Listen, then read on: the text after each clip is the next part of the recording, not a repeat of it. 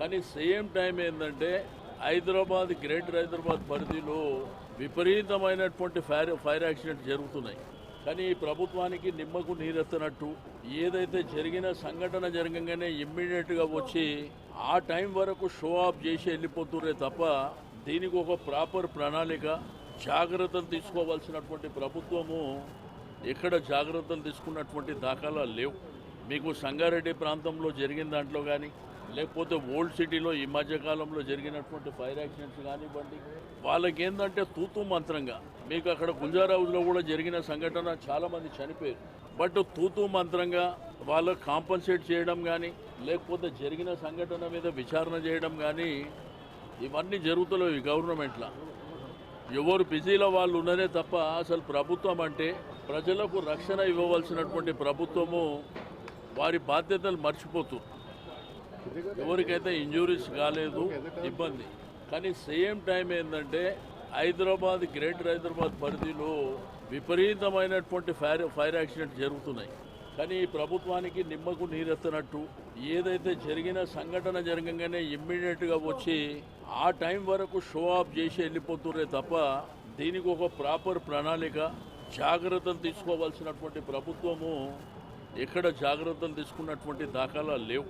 మీకు సంగారెడ్డి ప్రాంతంలో జరిగిన దాంట్లో కానీ లేకపోతే ఓల్డ్ సిటీలో ఈ మధ్యకాలంలో జరిగినటువంటి ఫైర్ యాక్సిడెంట్స్ కానివ్వండి, వాళ్ళకి ఏంటంటే తూతూ మంత్రంగా మీకు అక్కడ గుంజారావులో కూడా జరిగిన సంఘటన చాలామంది చనిపోయారు. బట్ తూతూ మంత్రంగా వాళ్ళకు కాంపన్సేట్ చేయడం కానీ లేకపోతే జరిగిన సంఘటన మీద విచారణ చేయడం కానీ ఇవన్నీ జరుగుతలేవు ఈ గవర్నమెంట్లో. ఎవరు బిజీలో వాళ్ళు ఉన్నదే తప్ప అసలు ప్రభుత్వం అంటే ప్రజలకు రక్షణ ఇవ్వవలసినటువంటి ప్రభుత్వము వారి బాధ్యతలు మర్చిపోతుంది.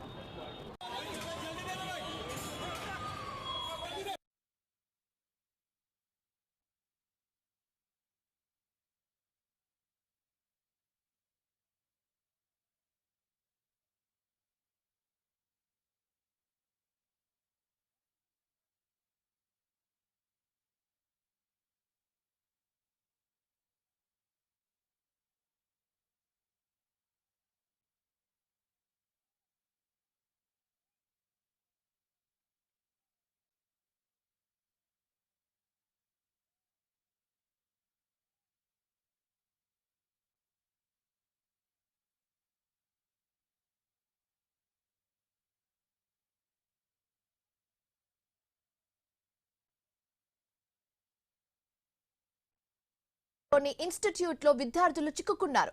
ఘటనా స్థలంలో అగ్నిమాపక సిబ్బంది అండ్ పోలీసులు సహాయక చర్యలు చేపట్టారు. మనం 2 బాక్సెస్ లో విజువల్స్ క్లియర్ గా చూస్తున్నాము. ఫస్ట్ బాక్స్ లో ఫైర్ సిబ్బంది కూడా అక్కడికి చేరుకొని మంటలను ఆర్పే ప్రయత్నం చేస్తున్నారు. పోలీస్ అధికారుల సాయంతో అన్ని క్లియర్ గా తెలుసుకొని ఎక్కడ మంటలు చెలరేగాయి ఏంటనేది, ఎలా దాన్ని అరికట్టాలనే దానికి సంబంధించిన అంశం గురించి మాట్లాడుతున్నారు. ఆల్రెడీ మంటలను ఆర్పే ప్రయత్నం కూడా చేస్తున్నారు. అండ్ సెకండ్ బాక్స్ లో వచ్చేసరికి ఏ బ్లాక్ లో అయితే మంటలు చెలరేగాయి అక్కడ నుంచి అక్కడ ఇరుక్కున్న స్టూడెంట్స్ కానీ ఇన్స్టిట్యూట్ మెంబర్స్ కానీ కిందకి దిగే ప్రయత్నం అయితే చేస్తున్నారు. అండ్ కిందకి దిగే ప్రయత్నంలో వాళ్ళు ఒకవేళ కాలు జారి కిందకి పడే ఛాన్స్ ఉన్నా కింద ఒక నెట్ ని కూడా ఏర్పాటు చేశారు అక్కడ స్థానికులు. ఏమైనా ప్రాబ్లమ్స్ వస్తే ఒకవేళ కిందకి పొరపాటున జారి పడినా ఆ నెట్ లో పడే అవకాశం ఉంటుంది కాబట్టి ఆ జాగ్రత్తలు కూడా తీసుకుంటున్నారు పోలీస్ అధికారులు. అండ్ మెల్లమెల్లగా వాళ్ళు కిందకి దిగుతున్నారు, నిచ్చెన వేసుకుని మరి కిందకి దిగుతున్నారు అక్కడ పోలీస్ అధికారులు. అండ్ అలాగే ఫైర్ సిబ్బంది అధికారులు కూడా ఇన్స్టిట్యూట్ లో ఇరుక్కున్న స్టూడెంట్స్ తో పాటు మేనేజ్మెంట్ ని కూడా కిందకి దింపే ప్రయత్నం అయితే చేస్తుంది. అండ్ ఫస్ట్ బాక్స్ లో మనం చూస్తున్నాము మంటలను ఆర్పే ప్రయత్నం అయితే జరుగుతుంది. అక్కడ బాల్కనీ నుంచి విద్యార్థులను కాపాడే ప్రయత్నం అయితే చేస్తున్నారు. కొందరిని నిచ్చెనల సాయంతో కిందకి దింపారు. ప్రమాద సమయంలో భవనంలో 100 మందికి పైగా విద్యార్థులు ఉన్నట్లుగా గుర్తించారు. అయితే 80 మంది విద్యార్థులను సురక్షితంగా కాపాడినట్లుగా సమాచారం అందుతుంది. ప్రమాదం జరిగిన వెంటనే విద్యార్థులు, స్థానికులు, షాప్ల నిర్వాహకులు రోడ్ పైకి వచ్చేశారు. ఏం జరుగుతుందో తెలియక భయాందోళనకు గురయ్యారు. అటుగా ప్రయాణించే వాహనదారులు కూడా ఒక్కసారిగా ఆగిపోయి ఆందోళన చెందే పరిస్థితి అయితే మనం కనిపిస్తుంది. 2 బాక్సెస్ లో అయితే విజువల్స్ మనం క్లియర్ గా చూపిస్తున్నాము. ఐన్యూస్ స్క్రీన్ మీద అయితే విజువల్స్ మనం క్లియర్ గా చూస్తున్నాము. 2 బాక్సెస్ కి సంబంధించిన డీటెయిల్స్ ఒకసారి మనం మాట్లాడుకుంటే, ఫస్ట్ బాక్స్ లో అగ్నిమాపక సిబ్బంది అందరూ వచ్చి గ్యాదర్ అయ్యి మంటలను ఆర్పే ప్రయత్నం చేశారు. ఇందాక మనం చూసినట్లుగా ఫైర్ ఇంజిన్స్ కూడా అక్కడ చేరుకున్నాయి. మట్టి సాయంతో కూడా వాళ్ళు ఆ మంటలను ఆర్పే ప్రయత్నం అయితే చేశారు. ఎంసీబీ మెయిన్ సర్క్యూట్ బ్రేకర్ అక్కడ ఏదైతే ఎంసీబీ ఉందో దాన్ని కూడా వాళ్ళు పరిశీలించడం జరిగింది. ఎక్కడ ప్రమాదం జరిగింది, ఆ ఎంసీబీని బ్రేక్ డౌన్ చేసే పనిలో కూడా ఫైర్ సిబ్బంది నిమగ్నమైనట్లుగా మనం చూసాము. అండ్ సెకండ్ బాక్స్ గురించి మనం మాట్లాడుకుంటే నెమ్మదిగా స్టూడెంట్స్ అందరూ కూడా కిందకి దిగే ప్రయత్నం చేశారు. ఆల్మోస్ట్ 100 మెంబర్స్ ఉంటే ఆ 100 మెంబర్స్ లో ఆల్మోస్ట్ 80 మెంబర్స్ అయితే బయటకు వచ్చేసారన్న సమాచారం అయితే మనకు అందుతుంది. మిగతా ఎవరైతే ఉన్నారో ఆ 20 మెంబర్స్ కూడా నెమ్మదిగా కిందకు వచ్చే ప్రయత్నం అయితే చేస్తున్నారు. వాళ్ళు కింద దిగే ప్రయత్నంలో ఒకవేళ పొరపాటును కూడా కాలు జారి కింద పడితే ఆ సిచ్యువేషన్ ని కూడా వాళ్ళు కంట్రోల్ చేసేందుకు కింద ఒక నెట్ ని కూడా ఏర్పాటు చేశారు పోలీస్ అధికారులు. నెట్ పలువురు పట్టుకున్నారు. ఎవరైనా పొరపాటున కింద పడితే వాళ్ళను కాపాడే ఉద్దేశంతో ఆ నెట్ ని ఏర్పాటు చేయడం జరిగింది. సో చూడాలి పోలీస్ అధికారులు అసలు ఈ ఇన్సిడెంట్ ఎందుకు జరిగింది, ఎలా జరిగింది, షార్ట్ సర్క్యూటే కారణమా, ఇంత పాత బిల్డింగ్ లో ఎలాంటి జాగ్రత్తలు తీసుకోలేదు, ఎందుకు హైదరాబాద్ నగరంలో వరుస పెట్టి ఇన్ని ప్రమాదాలు ఇన్ని ఫైర్ ఇన్సిడెంట్స్ జరుగుతున్నాయి అయినా ప్రభుత్వం పట్టించుకోవట్లేదా, ఎందుకు ఫైర్ ఇన్సిడెంట్స్ జరుగుతున్నాయి, మొన్న చార్మినార్ లో చూసాము, నిన్న నాంపల్లిలో 2 ఇన్సిడెంట్స్ చూసాము, back to back fire incidents అనేది హైదరాబాద్ లో జరుగుతూనే ఉన్నాయి. బట్ స్టిల్ దానికి మెయిన్ రీజన్స్ ఏంటి అనేది కూడా ఎవ్వరు గుర్తించట్లేదు. ఒకవేళ ఆ మెయిన్ రీజన్స్ ఏంటో తెలిసినా కూడా ముందు జాగ్రత్త చర్యలు తీసుకోవట్లేదా అన్న అనుమానాలు అయితే వ్యక్తమవుతున్నాయి. అసలు ఎందుకు జరిగిందనే రీజన్స్ అయితే మనకు తెలియాల్సి ఉంది.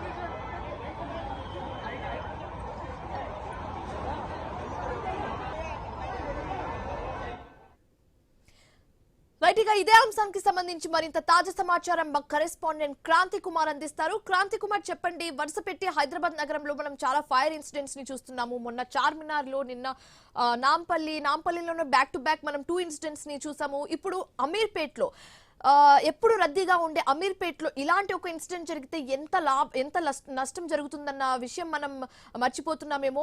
అండ్ బ్యాక్ టు బ్యాక్ ఈ ఇన్సిడెంట్స్ జరగడానికి మెయిన్ రీజన్స్ ఏంటి, అక్కడ సిచ్యువేషన్ ఎలా ఉంది, పోలీస్ అధికారులు ఏం చెప్తున్నారు, పూర్తి డీటెయిల్స్ ఏ విధంగా ఉంది?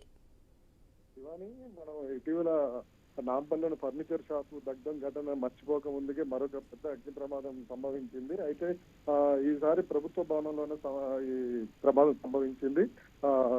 అమీర్పేటలోని మైత్రివనం దగ్గర ఉన్న అమీర్పేటలోని మైత్రివనం బిల్డింగ్ లో సంభవించింది. నీలగిరి బ్లాక్ లోని 4th ఫ్లోర్ లో ఈ అగ్ని ప్రమాదం సంభవించింది. షార్ట్ సర్క్యూట్ వల్ల ఈ ప్రమాదం జరిగినట్టు మనకి ప్రాథమికంగా తెలుస్తుంది. అయితే ఇక్కడ ప్రధానంగా మనం చూడాల్సింది ఏంటంటే, మొత్తం ఈ మైత్రివనంలో ఉన్న ఈ బ్లాక్లన్నీ కూడా మొత్తం ఈ కోచింగ్ సెంటర్లతో, సాఫ్ట్వేర్ కోచింగ్, కంప్యూటర్ కోర్సులు, వీటన్నిటితో నిండిపోయి ఉంటుంది. వేలాది మంది విద్యార్థులు ఇక్కడ ఎప్పుడు ఆ బిల్డింగ్లలో ఉంటారు.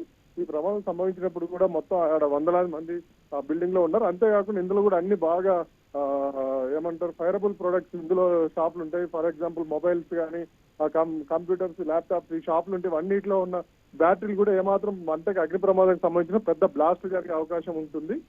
ఇవన్నీ కూడా అసలు లోపల ఏం జరుగుతుంది బయటకు కనిపించకుండా అన్ని ఇక్కడ ఉన్న ఈ కోచింగ్ సెంటర్ లో వాళ్ళ ఫ్లెక్సీలతో మనకు బయటకి ఏం కనిపించకుండా ఉన్న పరిస్థితి ఉంది. ఇక్కడ సమాచారం అందుకోగానే వెంటనే అక్కడికి వెళ్ళిన పోలీసులు కానీ, అగ్నిమాపక సిబ్బంది కానీ సహాయక చర్యలు చేపట్టారు. ఒక్కొక్కరిని ఆ విండోలోంచి బయటికి ఉన్న వాళ్ళందరినీ బయటికి తీసుకొచ్చారు. దాదాపుగా ఇప్పుడు ఆ ఫ్లోర్ లో ఉన్న వాళ్ళందరినీ తీసినట్టు మనకు సమాచారం అందుతుంది. ఇంకెవరైనా ఉన్నారా అని లోపల గాలింపు చర్యలు చేస్తూ ఉన్నారు. ఈ మంటలు అదుపు చేసే ప్రయత్నం అయితే చేస్తున్నారు. ఇక్కడ ఇది అత్యంత కీలకమైన ప్రాంతం. ఇది మొత్తం మనకి ఒక విధంగా చెప్పుకోవాలంటే సిటీకే హార్ట్ లాంటి ప్రాంతం అమీర్పేట్ మైత్రివనం అనేది. ఇక్కడ ఏ మాత్రం ప్రమాదం ఎక్కువ అయినా కూడా చుట్టుపక్కల కూడా అన్ని కూడా బిల్డింగ్స్ పక్క పక్కనే ఉంటాయి. ఒక బిల్డింగే కాకుండా పక్కన ఇతర బిల్డింగ్లు కూడా ఎఫెక్ట్ అయ్యే అవకాశం ఉంది. అంతేకాకుండా ఇక్కడ ఒకవేళ మంటలు ఎక్కువ అయితే కనుక ఇక్కడ మెట్రో వ్యవస్థ కూడా దెబ్బతినే అవకాశం ఉంది. ప్రతిరోజు వేలాది మందిని గమ్యస్థానాలకు చేర్చే మెట్రో వ్యవస్థ కూడా దెబ్బతినే అవకాశం ఉంది. ఈ ప్రమాదం జరిగిన దానికి కేవలం 10 మీటర్లు, దాదాపుగా 10 మీటర్ల లోపే అమీర్పేట్ మెట్రో స్టేషన్ ఉంటుంది. ఆ మెట్రో లైన్ కూడా ఉంటుంది. ఇది కూడా ఇబ్బంది అయ్యే వీటికి కూడా అంతరాయం ఏర్పడే అవకాశం ఉంది. ఇప్పటికైతే చూసుకున్న దాని ప్రకారం అయితే సహాయక చర్యలు చేపట్టారు. అంతేకాకుండా కింద కూడా ఆ మంటల వల్ల ట్రాఫిక్ జామ్ పోలీసులు తగు జాగ్రత్తలు తీసుకున్నారు. మొత్తానికి ఎటువంటి ఇబ్బంది లేకుండా ఇప్పటికైతే చర్యలు చేపడుతున్నారు. మనకి ప్రస్తుతం ఉన్న సమాచారం మేరకు అయితే ఎలాంటి ప్రాణ నష్టం అయితే సంభవించలేదు. ఒక్కొక్కటిగా తీస్తున్నారు. అంతేకాకుండా మిగిలిన ఆ పై అంతస్తులో ఉన్న వాళ్ళని కూడా అందరినీ ఖాళీ చేపిస్తున్నారు. మొత్తం బిల్డింగ్ అంతా కూడా ఖాళీ చేపిస్తున్నారు. ఇప్పటికే అక్కడ విద్యుత్ సరఫరా ఇవన్నీ కూడా ఆపేశారు. బిల్డింగ్ లో అగ్నిమాపక లేకపోవడమే ప్రధాన కారణంగా మనకు తెలుసు. మంటలు ఇలాంటి రైట్ క్రాంతి కుమార్, మనం ఐనీ స్క్రీన్ మీద క్లియర్ గా విజువల్స్ చూస్తున్నాము. కేబుల్స్ కి సంబంధించి ఆ కేబుల్స్ కూడా ఎంత బల్క్ లో ఉన్న కేబుల్స్ మనం చూస్తున్నాము. ఆ కేబుల్స్ ద్వారానే మంటలు వచ్చాయి అనేది ప్రాథమికంగా అంచనా వేస్తున్నారు అందరూ కూడా. సో ఏంటి మెయిన్ రీజన్స్ ఏమై ఉండొచ్చు అంటారు? ఈ కేబుల్స్ ఇవన్నీ కూడా చిక్కుగా వందలాది కేబుల్స్, వేలాది కేబుల్స్ ఉంటాయి. ఎవరికి వాళ్ళు ఇంటర్నెట్ కేబుల్స్, పవర్ కేబుల్స్, వాళ్ళ ఫ్లెక్సీలకి లైటింగ్ కేబుల్స్, ఇలా ఏది పడితే అవి పెట్టేస్తారు. దానికి నియంత్రణ ఏమి లేకుండా, పద్ధతి లేకుండా పెట్టేస్తున్నారు. ఎక్కడి నుంచి అవకాశం అక్కడి నుంచి కేబుల్స్ అన్ని తీసేసుకొని పెట్టుకుంటున్నారు. ఈ కేబుల్స్ పక్కనే ఫ్లెక్సీ, ఇలా ఆ కోచింగ్ సెంటర్ లో పబ్లిసిటీ కోసం వాళ్ళ సైన్ బోర్డులు, ఇతర ఫ్లెక్సీలు పెట్టారు. అవన్నీ కూడా ఎక్కడే చిన్న స్పార్క్ వచ్చినా ఆ ఫ్లెక్సీకి కొంచెం చిన్న మంట స్పార్క్ తాకినా కూడా మంట ఎక్కువ అయ్యే అవకాశం ఉంటుంది. ఈ స్పార్క్ ఎక్కువ వస్తుంది. ఫ్లెక్సీలు ఎమ్మట మంట అంటుకొని స్పీడ్ గా వ్యాపిస్తాయి. అదే ప్రమాదానికి కారణమైండే అవకాశం ఉందని కూడా మనం అంటూ ఉన్నారు. ఈ వైర్ల వల్లనే ఎక్కువ వైర్లు ఒకదాని తర్వాత ఒకటి మొత్తం షార్ట్ సర్క్యూట్ అయి మొత్తం కూడా తగలబడి మొత్తం మంటలు వ్యాప్తి అవకాశం ఉంది. అంతేకాకుండా ఘాటైన మొత్తం నల్లని పొగ ఈ వైర్ల వల్లనే వచ్చే అవకాశం ఉంది. శివాని. రైట్ క్రాంతి కుమార్, అయితే ఈ ఇన్సిడెంట్ తర్వాత అక్కడ ఉన్న షాప్ ఓనర్స్ కానీ లేకపోతే వర్కర్స్ కానీ ఏం చెప్తున్నారు? ఎంతవరకు ఆస్తి నష్టం జరిగే ఛాన్సెస్ ఎక్కువగా కనిపిస్తుంది? ఏమంటున్నారు వాళ్ళు కూడా? ఇక్కడైతే ఆస్తి నష్టం ఎక్కువ ఉండే అవకాశం ఉంది శివాని. ప్రస్తుతం అయితే ప్రాణ నష్టం అయితే ఏం లేదు. ఆస్తి నష్టం ఎక్కువ ఉండే అవకాశం ఉంది. ఎందుకంటే ఇవన్నీ కూడా కోచింగ్ సెంటర్స్ తో పాటు మొబైల్ షాపులు, ప్లస్ ల్యాప్టాప్, కంప్యూటర్లు అమ్మే షాపులు ఉన్నాయి. ఇవన్నీ ఇప్పటికైతే కింద మంటలు ఆ 4th ఫ్లోర్ మట్టుకే కట్టడి చేశారు. ఆ 4th ఫ్లోర్ లో ప్రధానంగా కోచింగ్ సెంటర్లు ఉంటాయి. ఎలా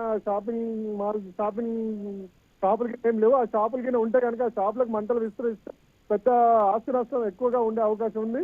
ఇప్పుడున్న దాని ప్రకారం అయితే ఆ కోచింగ్ సెంటర్ లో ఉన్న ఫర్నిచర్ అయితే ధ్వంసం అయినది తెలుసు. అందులో ఉన్న బేసిక్ కోచింగ్ ఇచ్చే బేసిక్ సిస్టమ్స్ ఉంటాయి, అవి ధ్వంసం అయ్యే అవకాశం అయితే ఉంది. ప్రధానంగా బిల్డింగ్ డ్యామేజ్ అయ్యే అవకాశం అయితే ఉంది శివాని. ఇవన్నీ ఏంటంటే ఒకదాని తర్వాత ఒకటి బిల్డింగ్లు ప్రమాదానికి గురవుతున్నాయి. ఒకప్పుడు ఇప్పుడు చాలా కొత్తగా కట్టే బిల్డింగ్లలో అగ్నిమాపక నిబంధనలు చాలా తీసుకొచ్చారు. ఫైర్ సేఫ్టీ మెజర్మెంట్స్ పాటించకపోతే వాటికి పర్మిషన్స్ ఇవ్వట్లేదు. కానీ పాత బిల్డింగ్ మాత్రం గాలికి వదిలేసినట్టు మనకు తెలుస్తుంది. పాత కూడా మళ్ళీ ఒకసారి ప్రభుత్వం దృష్టి సారించి, జిహెచ్ఎంసీ వాళ్ళు కానీ ప్రభుత్వం కానీ దృష్టి సారించి ప్రతి బిల్డింగ్ కూడా ఏదైతే కమర్షియల్ కాంప్లెక్స్ ఉందో వాటి అన్నిటికీ పాతవి కొత్తవి అన్నిటికీ కూడా ఫైర్ సేఫ్టీ మెజర్మెంట్స్ మస్తుగా పాటించే విధంగా చర్యలు తీసుకున్న ఇట్లాంటి ప్రమాదాల అవకాశం ఉంటుంది. రైట్ క్రాంతి కుమార్, ఇప్పుడు మైత్రివనంలో అంటే నీలగిరి బ్లాక్ తో మిగతా 3 బ్లాక్స్ కూడా ఉంటాయి. మొత్తంగా అయితే 4 బ్లాక్స్ ఉంటాయి అక్కడ. అయితే ఈ ఇన్సిడెంట్ మిగతా 3 బ్లాక్స్ కి వ్యాపించే అవకాశాలు ఏమైనా కనిపిస్తున్నాయా? And at the same time అక్కడ ఇన్స్టిట్యూట్స్ తో పాటు చాలానే షాప్స్ కూడా ఉన్నాయి కాబట్టి, మొబైల్ షాప్స్ కూడా ఉన్నాయి కాబట్టి ఈ మంటలు అక్కడికి వ్యాపించే అవకాశాలు ఉన్నాయో లేదో కూడా అని పోలీస్ అధికారులు పరిశీలిస్తున్నారు. Right, thanks for the updates Kranti Kumar.